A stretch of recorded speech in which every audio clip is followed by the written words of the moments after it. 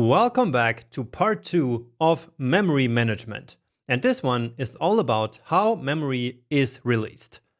In particular, we're going to dive deep into how a mechanism called garbage collection works behind the scenes in order to keep our memory clean and healthy. So remember how in JavaScript, each value that we create goes through a memory lifecycle where first, memory is allocated for the value, then the allocated piece of memory is used, and finally, when no longer needed, the piece of memory is released. Now, we already talked in depth about step 1. Step 2 is pretty obvious, so there's actually nothing to learn there. And so let's now turn our attention to the way in which memory is released in the JavaScript engine in step 3. So basically, we're gonna answer the question, how is memory freed up after we no longer need a certain value? Now, since these values are stored in the stack and the heap, we need to analyze both these storage mechanisms. So first off, in the call stack, it's all very simple, because the variable environments where primitives are stored are simply deleted when the corresponding execution context pops off the stack. So as an example, here is the call stack with the global execution context and 2 additional ones for 2 function calls. The global execution context has the x variable, which is clearly a primitive, and the execution context of the calc_h function has variables y and z. So these 3 variables are clearly stored in the call stack. And so then, as the execution context pops off the stack, the variable environment of the calc_h function will just be removed from memory together with the execution context that just popped off the stack. So, as I said, very simple, right? Variables are simply stored in an execution context in the call stack, and as soon as the context is gone, so are the variables. And the memory that they occupied is simply released for future usage. Now, notice what happens with the x variable in the global execution context. Since this execution context never disappears, this value will stay in the stack forever. Now, this is no big deal. I just wanted to make it clear that global variables will, of course, never be deleted, which is pretty intuitive, I think. Okay, but now let's move on to the heap, where memory management is considerably more complex. So, in order to delete old, unused objects from the heap and free up memory, JavaScript engines employ a process called garbage collection. This garbage collection is the central tool for memory management in any JavaScript engine. And notice how I said engine here, because it's indeed the engine that runs garbage collection automatically whenever it sees fit. We developers cannot control when the heap memory is cleared by garbage collection, which is actually a great thing, because this automatic memory management makes our lives a lot easier. So you can basically think of garbage collection as an automatic cleaning service that comes into your house from time to time and identifies and removes old stuff that no one is using anymore. But anyway, there are different ways to implement garbage collection, but all modern engines use an algorithm called mark and sweep. And so let's now quickly check out how it works by bringing back the call stack and heap. Now, first of all, here in red and green, we have objects called hobbies and tasks. And so, as we just learned previously, these variables actually store references to the actual object stored in the heap.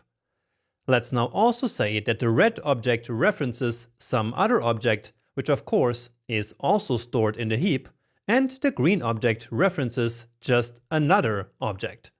And by the way, I keep saying objects that are stored in the heap, but as we just learned earlier, these can actually be not just objects, but also arrays, functions, and other data structures like sets or maps. Okay, but now back to the mark and sweep algorithm. So the first step of garbage collection with the mark and sweep algorithm is the mark phase, where all objects that are reachable from a so-called root are marked as alive. Now, roots are basically starting points from which the algorithm starts to look for alive or reachable objects. And different things can be roots, but the most obvious ones are the global execution context, which is always present, and any other execution context of running functions. So again, the algorithm starts looking for objects in these places called roots. So in this example, the green and red objects are obviously alive, because they can be reached from one of the roots.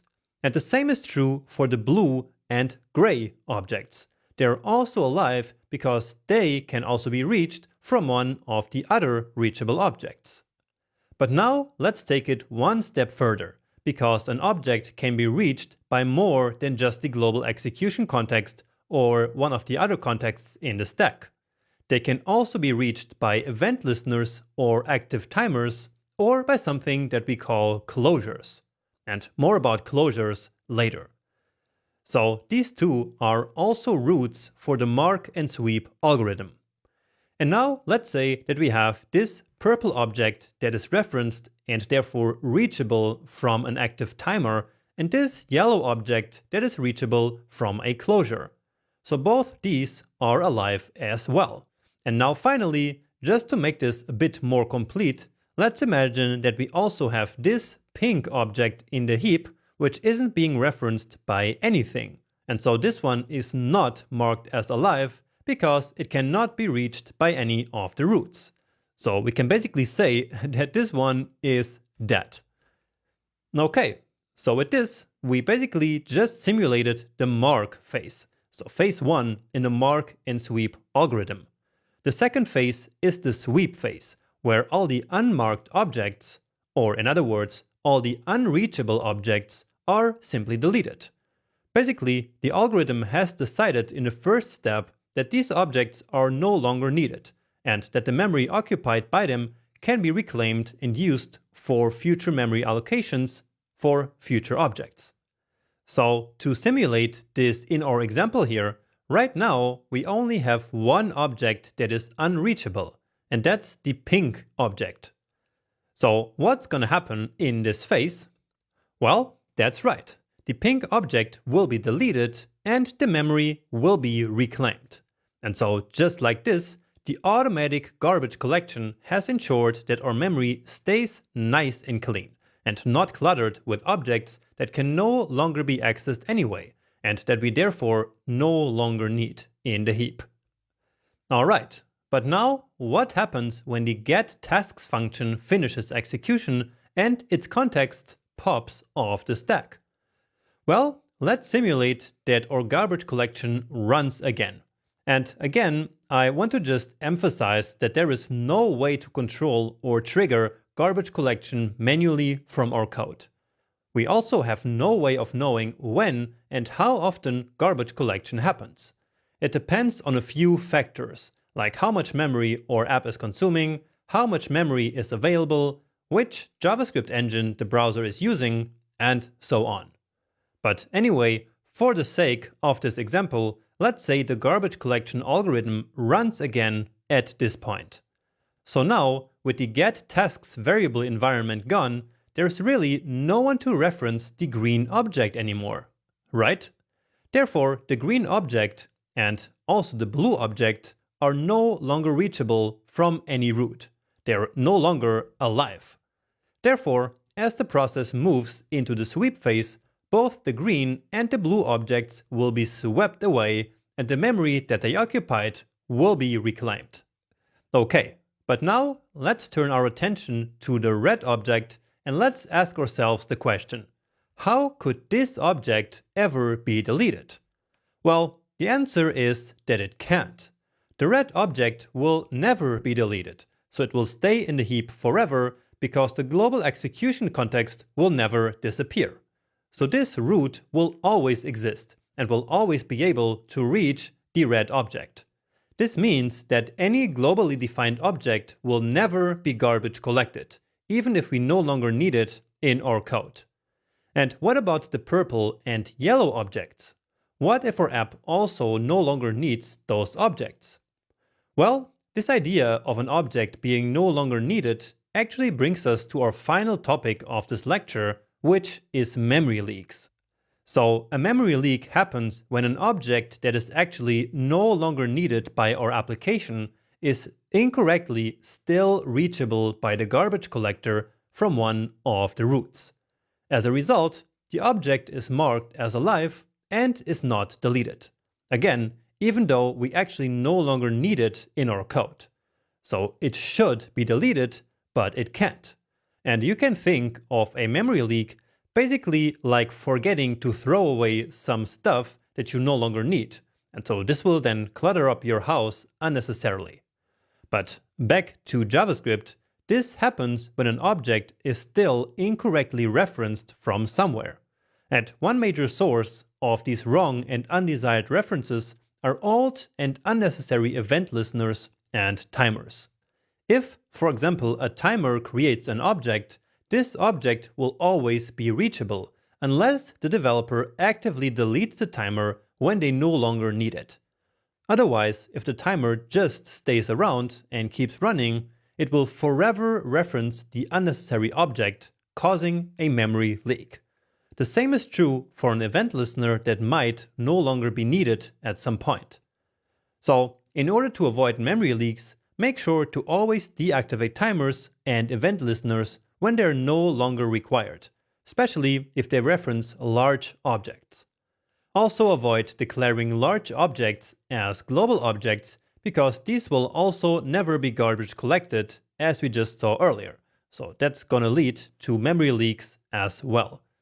Now, memory leaks can be a huge topic, but there's no need to dig even deeper into it at this point. Alright, so this is a brief overview of how the garbage collection process works. It's gonna run over and over inside the user's browser while they're using the application, making sure that memory stays clean and uncluttered of objects that are no longer necessary over time. Now, in reality, memory management is way more complex than just this. It's an extremely complicated process. There are actually multiple heaps, objects are moved from one heap to another depending on their age. The garbage collector has multiple algorithms for the different heaps, like generational garbage collection, and so on. But I'm absolutely sure that this broad overview that you just learned about is more than enough at this point. So this already gives you a great idea of how memory is automatically managed inside the engine. And now, before we move on, I need to quickly mention 4 more big topics about how JavaScript works behind the scenes that are not in this section, but closer to where we actually need to learn about them. The first one, which I actually just mentioned in the last slide, is closures. So we're going to dive really deep into closures once we reach the closer look at functions section. Next, one of the most fundamental concepts of JavaScript is prototypal inheritance, but we're only going to talk about that in the object-oriented programming section of this course, because it doesn't make sense to learn about this now only to forget it all until we finally reach that section. The same is true for a detailed lecture on the event loop. We already introduced the event loop in this section, but in section Asynchronous JavaScript, we'll dive really deep into how exactly this event loop works and why it's such a fundamental piece of the JavaScript engine. Finally, we'll have a few lectures on how the DOM actually works behind the scenes as well in the advanced DOM and event section, so that you can then apply what you learn right away. And with this, we actually finish this huge section about how JavaScript actually works behind the scenes. It was a pretty long one with so many new concepts to learn, and many of them were hard and probably confusing. But again, that's really not a problem. Hard and confusing concepts are always a part of learning. And even if you did not understand 100% of everything, you're still good to move on in the course to the next section now. Just reaching the end of this section already gives you a huge advantage over many other developers who have no idea about many of the things that I just showed you here.